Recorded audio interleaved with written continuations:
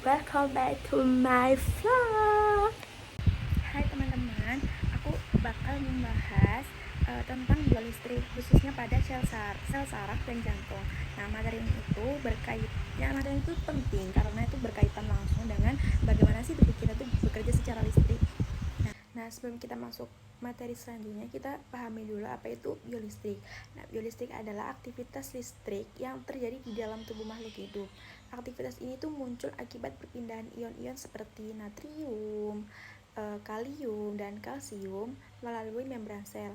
Nah, perpindahan ion ini menghasilkan impuls listrik yang sangat penting untuk mengirimkan sinyal antar sel, terutama pada sel saraf dan jantung.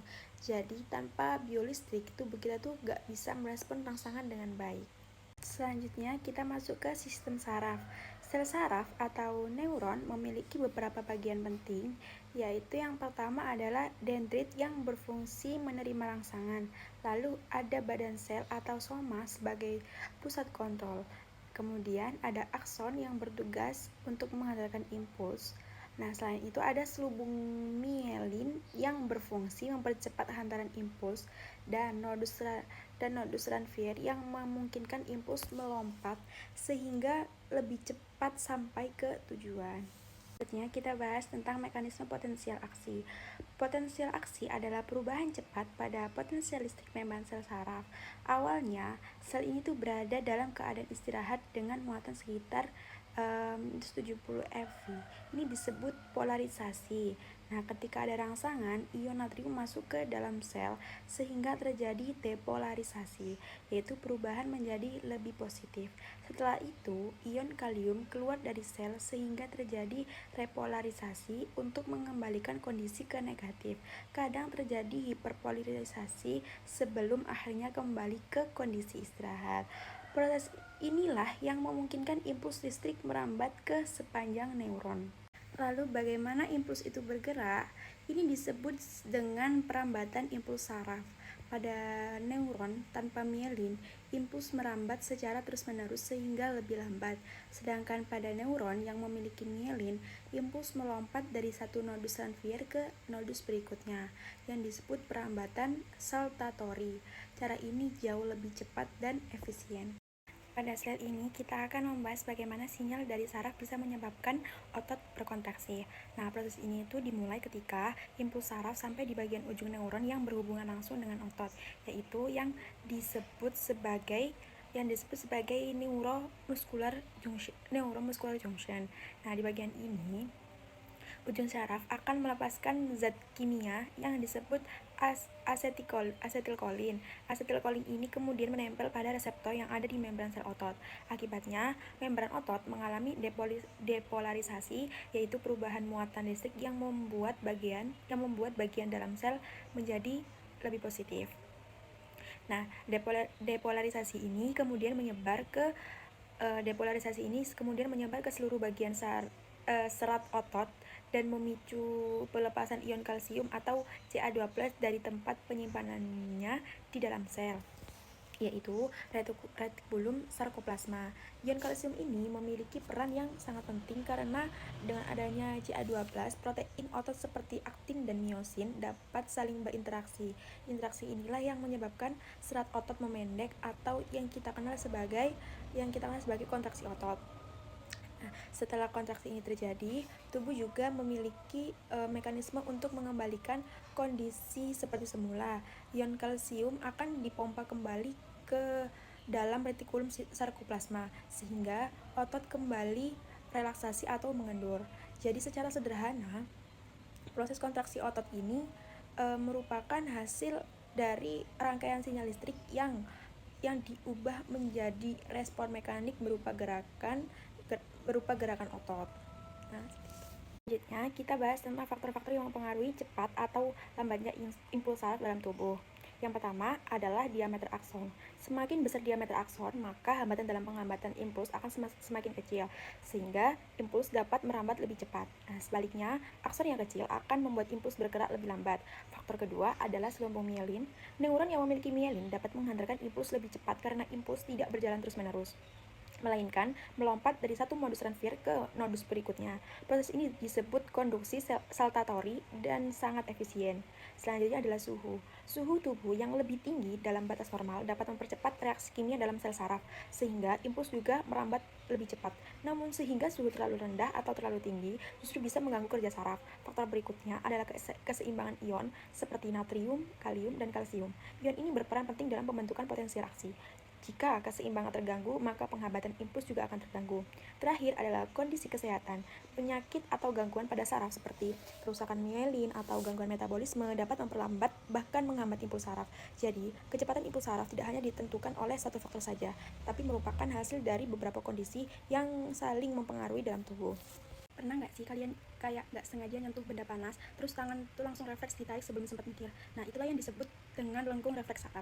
Jadi, saat kulit kita menyentuh benda panas, reseptor di kulit langsung mendeteksi rangsangan tersebut. Tanpa menunggu lama, sinyal ini tuh langsung dikirim melalui neuron sensorik menuju ke sumsum tulang belakang. Menariknya, di sini otak belum ikut campur. Sinyal tadi langsung diproses oleh interneuron di sumsum tulang belakang. Lalu diteruskan ke neuron motorik. Lalu neuron motorik ini kemudian mengirimkan perintah ke otot sebagai efektor, sehingga otot langsung berkontraksi dan menarik tangan kita menjauh dari sumber panas. Makanya respon ini terasa sangat cepat karena jalurnya lebih pendek dan tidak perlu izin dulu ke otak. Tapi setelah itu informasi tetap dikirim ke otak. Jadi kita baru sadar, oh tadi itu panas. Jadi bisa dibilang lengkung refleks ini adalah sistem autopilot. Nah, tubuh kita untuk melindungi diri dari bahaya dengan respon yang super cepat. Kalau harus nunggu mikir dulu, mungkin tangan kita itu sudah terluka. Jadi refleks ini benar-benar penting untuk keselamatan tubuh. Sekarang kita masuk ke bagian jantung. Nah, jantung itu terdiri dari 4 ruang utama, yaitu atrium kanan dan kiri, serta ventrikel kanan dan kiri. Atrium berfungsi menerima darah, sedangkan ventrikel memompa darah keluar dari jantung. Selain itu, terdapat katup yang menjaga agar aliran darah tetap satu arah. Kalau tadi kita bahas saraf, sekarang kita masuk ke jantung. Yang menarik, jantung itu sebenarnya punya sistem listrik sendiri yang membuatnya bisa berdetak terus-menerus, bahkan tanpa kita sadari. Pusat dari sistem ini adalah nodus SA atau sinoatrial node, yang sering disebut sebagai pacemaker alami jantung. Dari sinilah sinyal listrik pertama kali dihasilkan. Sinyal ini kemudian menyebar ke seluruh bagian atrium, sehingga atrium berkontraksi dan mendorong darah ke ventrikel. Setelah itu, sinyal sampai ke nodus AV. Di sini, sinyal tidak langsung diteruskan, tetapi diperlambat sebentar. Tujuannya supaya ventrikel punya waktu untuk terisi darah dengan sempurna. Selanjutnya, sinyal diteruskan ke berkas his, lalu menyebar melalui serabut Purkinje ke seluruh bagian ventrikel. Akibatnya, ventrikel berkontraksi secara serempak dan memompa darah ke paru-paru dan ke seluruh tubuh. Jadi, kalau dirangkum, sistem listrik jantung ini bekerja secara teratur dan berurutan, sehingga detak jantung kita itu bisa stabil dan efektif. Menariknya, semua ini terjadi otomatis tanpa perlu kita mikir dan terus bekerja selama kita hidup. Sekarang kita bahas bagaimana sinyal listrik di jantung bekerja secara berurutan hingga menghasilkan detak jantung. Proses ini dimulai dari nodus SA yang berperan sebagai pemicu utama atau pacemaker. Dari sini, impuls listrik dihasilkan secara otomatis. Impuls tersebut kemudian menyebar ke seluruh bagian atrium, sehingga atrium berkontraksi dan mendorong darah masuk ke ventrikel. Setelah itu, impuls sampai ke nodus AV. Di sini terjadi sedikit penundaan atau delay. Penundaan ini penting karena memberi waktu bagi ventrikel untuk terisi darah secara maksimal sebelum berkontraksi.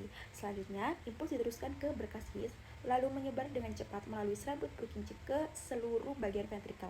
Akibatnya, ventrikel berkontraksi secara kuat dan serempak, sehingga darah dipompa keluar menuju paru-paru dan ke seluruh tubuh.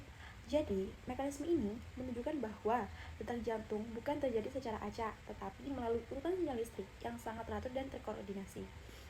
Kalau salah satu bagian terganggu, maka irama jantung juga bisa ikut terganggu. Pada slide ini, kita akan membahas perbedaan jenis otot yang ada di dalam tubuh kita. Seperti yang bisa kita lihat di PPT ini, terdapat 3 jenis otot, yaitu otot jantung, otot polos, dan otot urik. Yang pertama adalah otot jantung.